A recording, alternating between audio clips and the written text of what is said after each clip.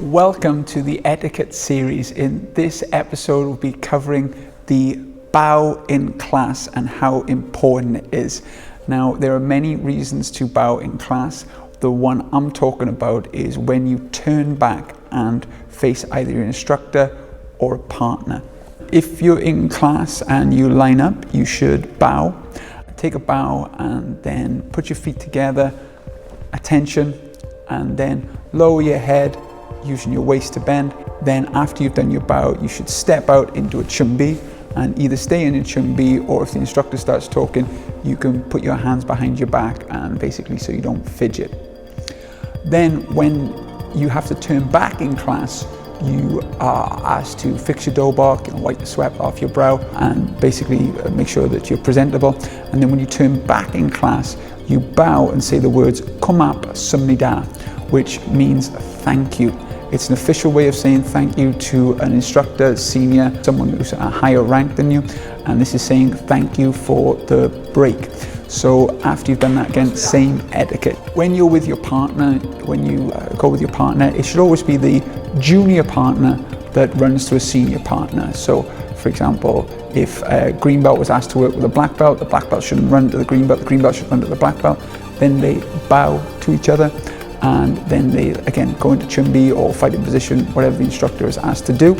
And again, when they turn back to fix their belt, they should always turn away from the partner, for example, to cough or blow their nose, and then face forward.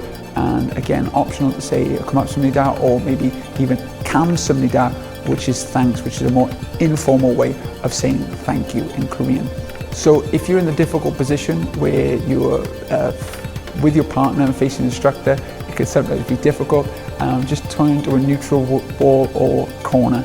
I've been in places where, Masters Clinic, there have been nothing but people higher than me. So you can't turn, it's impossible to turn away from everyone. Always turn away from the most senior instructor, the person taking the class, the grandmaster, the head instructor, so on. So it can be difficult sometimes, but it's something that you pick up along the way. But always fix your belt, and also if you're having a drink or some food, take your belt off to have that. There might be an example when it's very hot and the instructor can see that everyone in the class is exhausted, and they might instruct you to have a sip of water quickly or keep your belts on because they don't want to slow the class down.